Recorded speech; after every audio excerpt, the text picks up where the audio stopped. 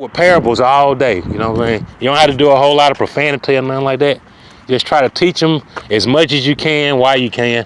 Because sooner or later, you're not going to talk. You know what I mean?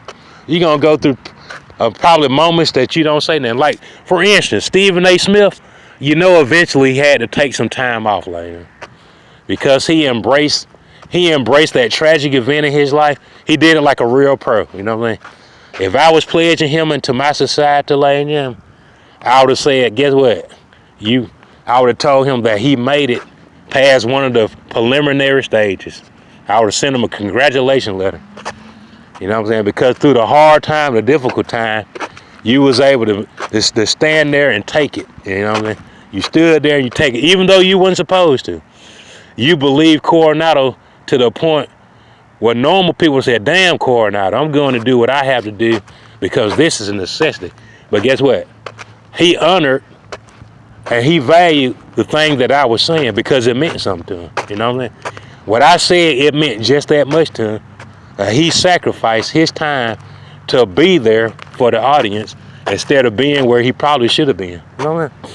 But it was the way I explained it to him. You know what I mean? I explained to him. I was like, man, look how hard you come down on those athletes. You come down on those football players of how they have to perform under pressure. You got to perform under pressure. You know, no matter how much torture, how much pain, or how many injuries you're going through, how many personal circumstances, you telling them players they got to be there on that field and they got to outfox the other team, no matter the difficulties that they dealing with in their life. I saying, but you yourself, any little thing you going through, you saying that you're not going to be at the studio tomorrow or the day after that. You know what I mean? But I tell you, ladies and gentlemen, when he actually just listened to it and he was like, he submitted to the thing I was saying, I actually valued that. I actually valued that he actually realized what I was saying. You know, he realized it. You know what I mean? But just be reasonable, ladies and gentlemen. Sooner or later, to balance everything out, you got to get some time to regulate. You know what I mean? Sometimes you just not gonna be there. You know what I mean? Just like Don Cornelius, Dick Clark. You know what I'm saying? Just like Tanya Terry. You know what I'm saying? Just like Sally, whatever her name, Sally Pitts. Sometimes they just not gonna be there later. You know, it might be your favorite personality. They just Michael Long, Daryl Lee. Sometimes they not gonna be there later. That's just reality. You know what I mean? Sometimes they might be your favorite. You probably can't make it without them. But sometimes they just not gonna be there for you. That's just reality. You know what I mean? You got to find out a way to be able to keep going without them. Cause guess what? One day you might not hear them ever again. You know what I mean? Just like David Chappelle. David Chappelle is not there for you no more. You know what I'm saying? Cause that man got a notice from reality that brought him back to reality. You know what I mean? Cause he didn't think it was for real. You know what I mean? But let me tell you, ladies and gentlemen, David Chappelle got a reality notice that brought him back to where he was supposed to be. I ain't lying to you, ladies. And when I tell you that man ain't crossed that line yet, ladies and gentlemen, he ain't never got that much strength to cross that line that he crossed. He never got that much strength to do it again. I wouldn't give a damn how good his jokes is. Or did you hear what David Chappelle? I wouldn't even care, because you know why? He not gonna cross that line that he crossed the first time. He'll never do it again. You know what I mean? He terrified of it. You know what? I don't give a damn how good his jokes is. You know what I mean? The only thing that will make me listen to him again, if he was bad enough to cross that line again, then I would be tuned into it again. You know what I mean? If you ain't bad enough to go across that line again, I really don't think your joke's funny. You know what I mean? I really just don't. If Comedy Central won't hire you, you must ain't hitting on them. They won't pick you back up. You know what I mean? Yeah, my jokes can't be that damn funny. You know what I mean? But nevertheless, ladies and gentlemen, I'll tell you, Nick Saban, he's brought 6 coaches, to the Tide, and they brought Ishmael. You got to be a desperate man to bring Ishmael to Alabama. That's all I can tell you. He got to really be fiending for Coronado to pay attention again. Because you know what they probably said? Coronado has already accumulated 1,000 yards in the last 20 days. You know what I'm saying? That's what they tell him. They say, man, what can we do to get him to pay attention to it? If he already got 1,000 yards in 20 days, and he really ain't trying, just imagine where he'd be in August. You know what I'm saying? Well, guess what? They brought Ishmael. Ain't that something, man? He could have brought Isaac, Jacob, goddamn. He could have brought anybody, man. He could have brought Esau, like, you know, David, anybody. But he brought Ishmael, like, no, he desperate as hell. Yes, he is really, really desperate, like, because, you know, Ishmael was the guy, he was the firstborn, you know what I mean?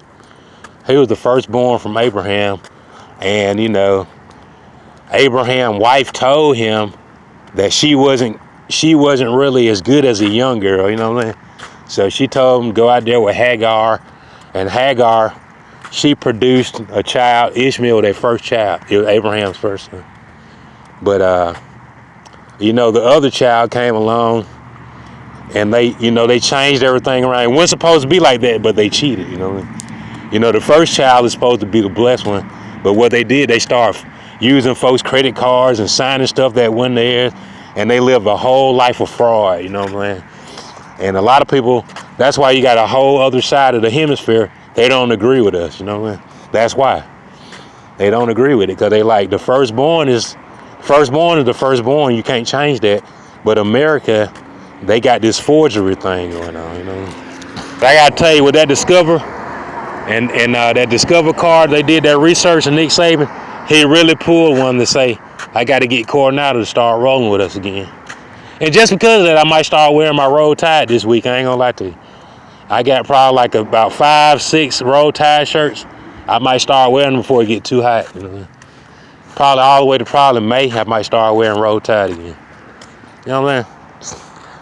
Because, I mean, I like Clemson and stuff like that, but at the same time, you know, controversy sells, lady.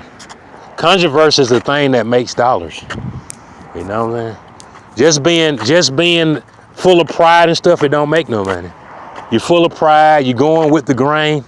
You don't get people to say, hey man, don't cut my hair like that, until you go against the grain, you know what I'm saying? That's when they get frisky in your barber chair. Man, what? You see what I'm saying? I want waves in my head.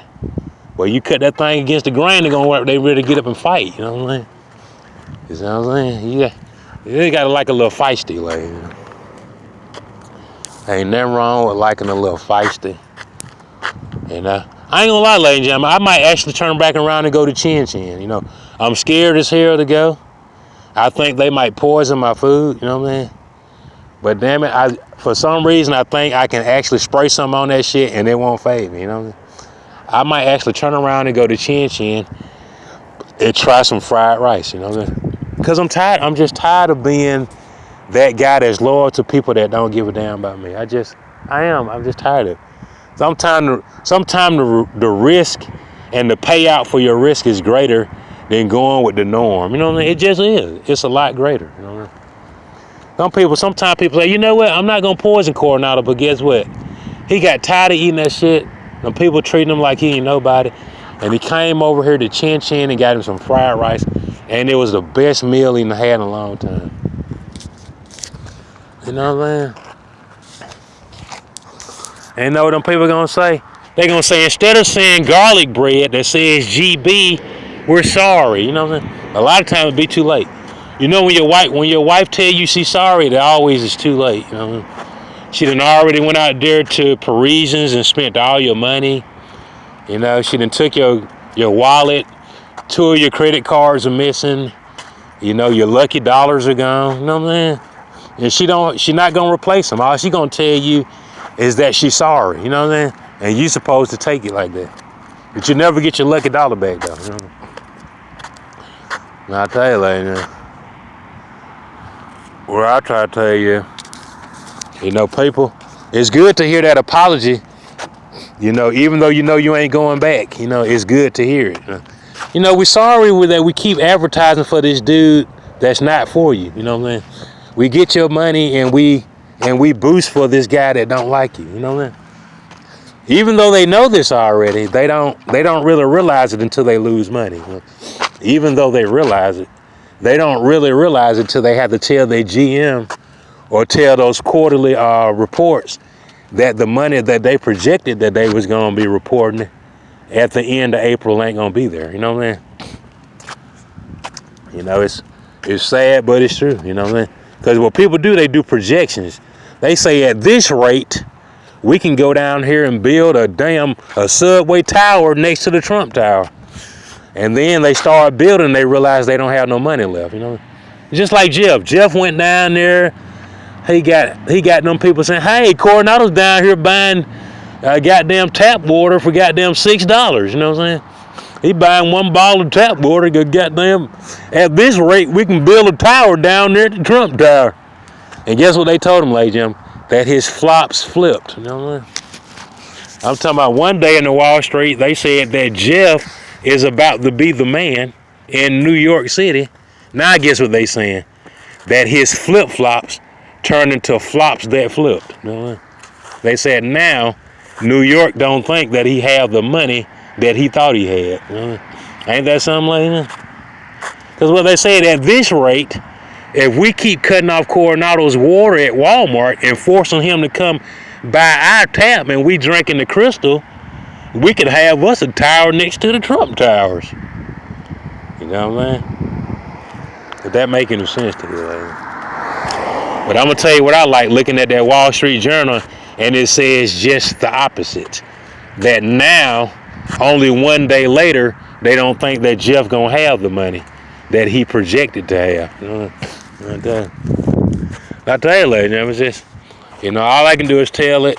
I'm telling my kids, you know, how I go. I can't tell you. I'm not telling you to make you turn around or do things different, because even if you said you were sorry, that don't mean I'm coming back. You know what I mean? You know what I'm saying? If I come back, it'll be on some hum type of stuff, or I just don't have no other way out or something like that. You know? And hopefully it don't get like that, you know. Hopefully I can find something else to explore to get into, besides being in a boring predicament. I hate boring predicaments. I hate being around boring people. I hate it. I really hate it. I hate it. Like I said, me, I'm the type of guy, I used to love to party, be out there with my girlfriends and stuff like that. That's what I like, you know what I'm saying? But people, you know, you get in a time where they hobble people and stuff, and that's what they used to. That makes their day. That they got you caged up in the backyard with a chain in your neck, feeding you out of one bowl every night. Man, they love it. You know what I mean? They do. To them, that's everything to them. To have somebody with potential caged up. You know what I mean? I mean, it floats their boat down the stream. You know what I mean? That's the best thing there. You know, man, when I was growing up, man, we used to joke on Orientals. I ain't gonna lie, man, we felt like Orientals and Chinese folk was the lowest form of human being. I'm trying to tell you. I'm not lying to you. Man, when I was at Brubaker, man, we used to crip walk across Chinese folk. We would, man, that was the last individual on the planet that we gave any honor to, was Chinese folk. You see what I'm saying? But now, you see what I'm saying? Now you got Chinese people, they threatening us with nuclear assault, and they got you over here making cars for $10 an hour. You know what I'm saying? And you know what makes them feel good? That they have you in a position to where you doing what they telling you to do. You know what I mean? And they don't want you to go outside of it. They don't want your shirt out your pants. They don't want you talking back to them. You know, because they used to Kim Jong-il telling them what to do. So they get over here and tell you what to do, and it makes them feel balanced. You know what I mean? I can't explain it to you like that. I'm not saying that I'm right or wrong. That's just the way I see it. You know what I mean? But like I said, when I was growing up, man, the blunt force of all our jokes was Chinese folks. I ain't gonna lie. They was just a people that we didn't really. The only thing I liked was Kung Fu. I ain't gonna lie. I liked Kung Fu, and that was it. That's the only thing about Chinese folks that I like, and that their products was dirt cheap. You know what I'm saying? Anything that was made in China, it wasn't worth a penny. At H&L Green, Chris, Kmart, Zayres, if that shit said made in China, it wasn't worth a nickel, lady. I ain't lying to you, lady. When I used to go to Chris, H&L Green, stuff like that,